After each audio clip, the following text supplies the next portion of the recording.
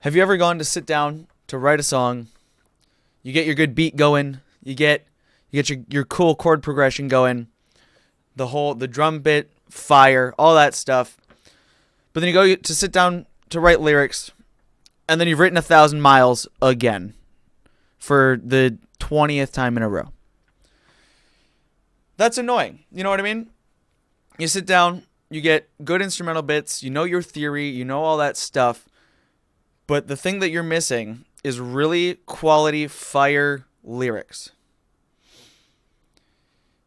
The fix to that is very, very simple, and I'm going to tell you how to get that today, as well as a very specific actionable step so that you can practice it so that when you go to sit down and write a song, it's going to be very good. You will enjoy yourself.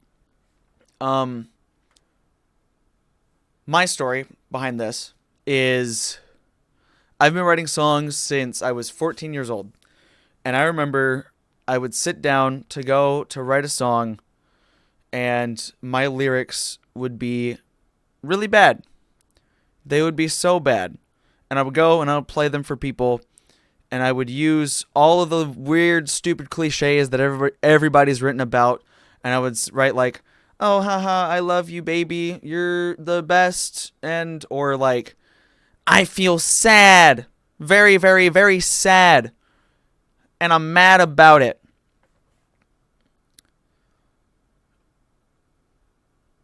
And that style of writing only works for a very particular and specific part of the song that I was trying to shove into the whole thing, the meat and potatoes of the song. You know what I mean? So then I took a songwriting class, and the concept that I'm going to teach you about today, that I'm going to simplify for you, is found in Writing Better Lyrics. It's a book. I'm going to put it in the description so you can check that out. But the concept that I'm going to be teaching you about today is showing and telling. So what exactly does that mean? What does it mean to show, and what does it mean to tell? So when you are showing somebody something, you pick up your phone and you go, "Oh, look at this picture," and it's very clear and in detail, and like it's like this. You know what I mean? Like I'm showing you a picture on my phone, and you can see it. You can use your own senses to put yourself into that moment, to put yourself into that picture. And that's what showing is. Showing is putting your audience into whatever situation that you are writing about.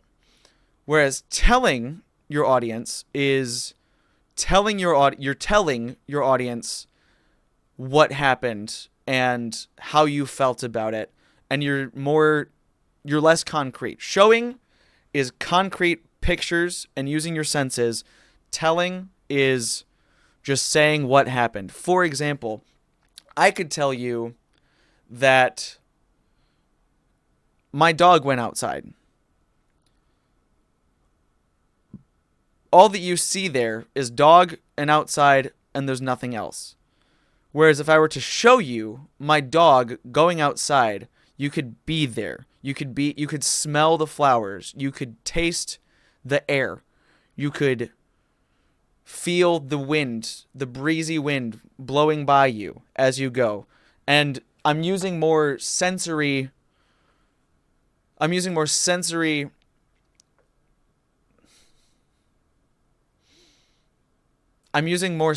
words to describe the situation versus telling you what happened. So I'm saying I put my dog's red leash that feels like felt and cotton into his collar. And then I walked over to the door and I felt the handle, and it was cold and metal. And I unlocked the door. I used my wrist to turn the key, and then I opened the door and I heard the slidey sound of the sliding glass door on the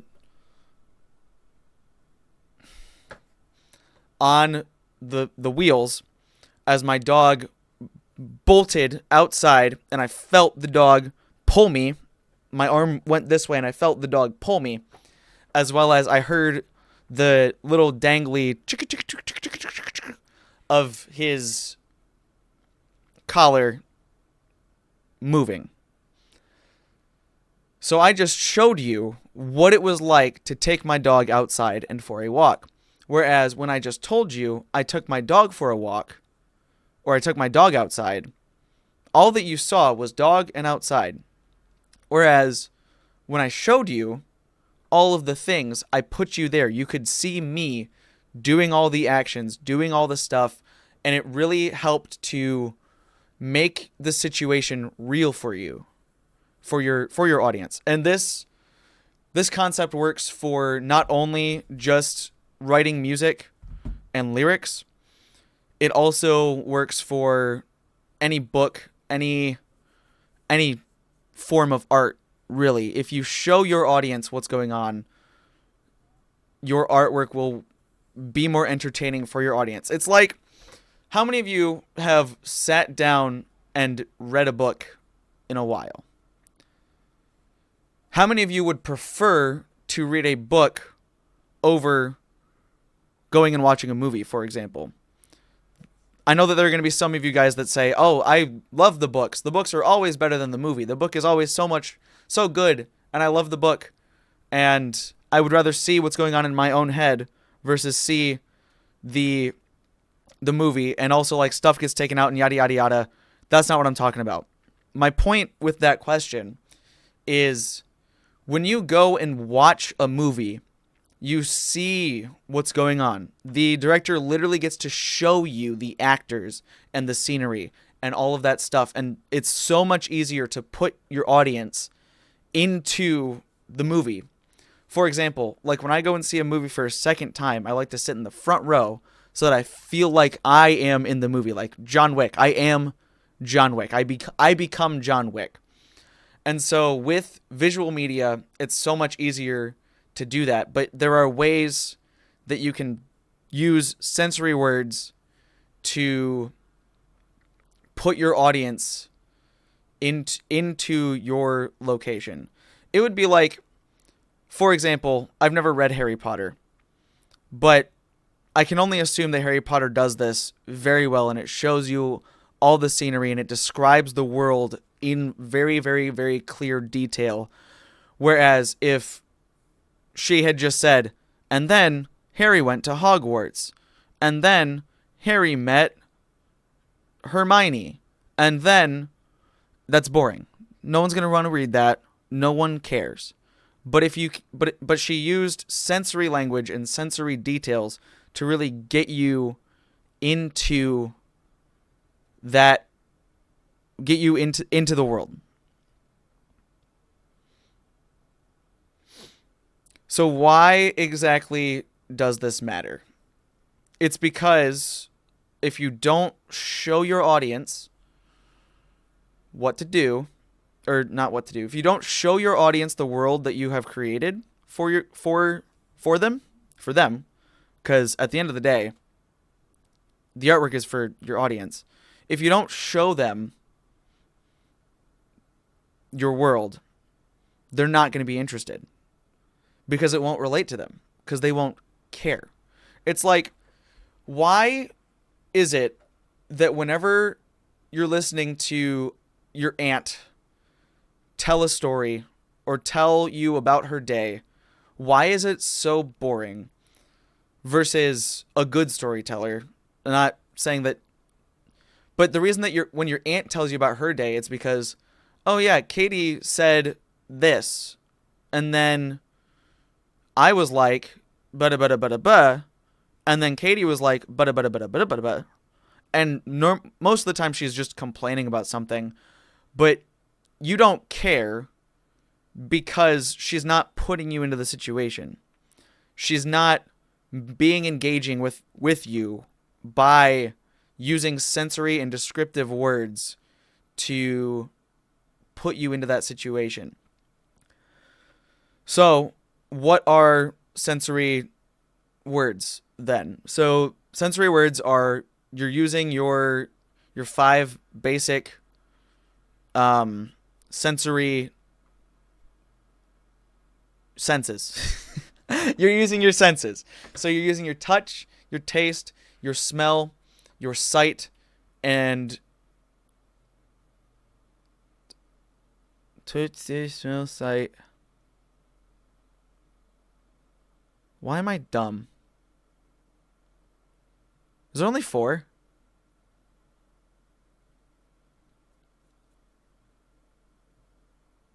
And hearing. I'm a musician, and I forgot about hearing as one of the sensory. Oh my gosh. Oh my gosh. Anyway, when you are writing your lyrics, especially and most importantly in the verses, we'll talk about the chorus in a second, but you want to put your audience into your situation. You want to put your audience into the story. I think a very, very good example of this is, I swear this time I mean it, by Mayday Parade.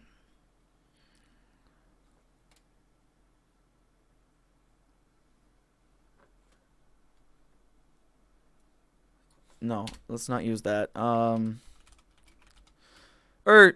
a very good example of this is folk music. Folk music is really good at doing this. So probably an example that you guys will all know is Big Iron. The like, at 4:30 in the morning, you're a stranger on fine day.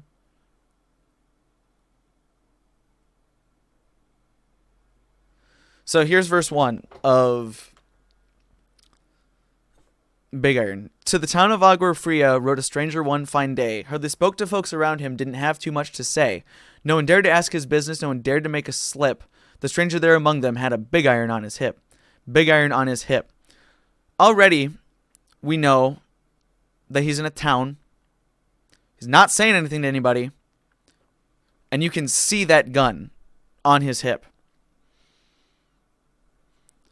It was early in the morning when he rode into the town. He came riding from the south side, slowly looking all around. Again, here we go. It was early in the morning when he rode into the town. This is... I think you guys get the idea of this. So now the question is, what is my big brain actionable step that you can put into practice as you go about writing? It's quite honestly, it's a discipline. It's hard to do every single day. And I would be lying to you if I told you that I did it every day, but I definitely, absolutely should. It's called object writing. So what you're going to do is you're going to find an object that you can think of. And there's a website that I will also link in the description that will give you a topic as well as a little 10-minute timer for this. But you're going to find an object, and you're going to describe that object and the scenery that is around it using the 5 senses. So you're going to say what that object feels like in your hands. You're going to say what it smells like. You're going to say what you see, what it looks like. You're going to say what you hear from it, if anything at all, or what you hear from the scenery around it. And the idea is to build a world that you are describing what is going on around you in this scenario, with this object. So for example here, let me just switch over to my other scene real quick here. So there's this website called objectwriting.com here. So greenhouse. This is the word of the day.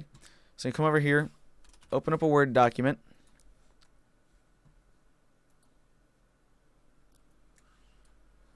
And then I like to date it. So I'll put 5/29/2023. And then I'll put what the word is.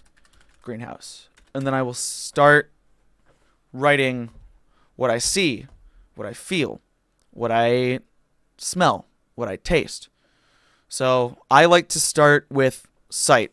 So I'll look at this greenhouse and I'll say like thin layer of plastic walls that surround shelves of potted plants. The plants are organized. I'm not going to do the full thing. By color and by height. But you would go through and you would write down, you'd write for exactly 10 minutes. Do not go over the 10-minute mark, even if you're in the middle of a sentence or in the middle of a word. The moment that your stopwatch goes off, you stop and you're done for the day. Because the idea of object writing is to do what's called waking up your inner writer. So the book talks about how you have two beings inside of you. You have two mindsets. You have you, and then you have your inner writer. And if you start every morning by waking up your inner writer, you're going to walk through your day looking at all kinds of different things and going, oh, that's a cool song idea that I would have never thought about. It's kind of weird. Once you start getting into the practice of it, you'll start to understand, oh yeah, this is what this is. You know what I mean? Like, you'll just start seeing things that you find interesting creatively more often, because object writing forces you to grab a random object like a greenhouse and write about it and try to put your reader into the place with your scene. So now that we have talked about showing, now we got to talk about telling, because telling is also a very important aspect of songwriting. Because once you've put your audience into where you're at, now is the time that you want to put the feeling in there. You want to talk about your emotions. So that's what I like to do with my choruses, is I like to show with my verses and then tell with my choruses. So I'll show you where I'm at, what's going on, and make you me, put you into the situation that I was in, so that when I talk about my emotions of that current situation that I was in, then I make you feel what I felt in that situation, or I make you feel what the character that I'm writing about felt in that given situation. And it really helps you to pack that bigger punch into that chorus and really drive home the emotional expression that you want out of your music. Because at the end of the day, music is the purest form of emotional expression that we possibly have on this planet Earth. I firmly believe that. Like, music has helped me to work through all kinds of emotions, all kinds of different things. And it's really the way that I express myself. So I firmly believe that music is the purest form of emotional expression that we possibly have. So that's what I have for you guys today. I hope that you got some value out of this. I hope that you learned something. And go start object writing, because it's going to make your writing so much better.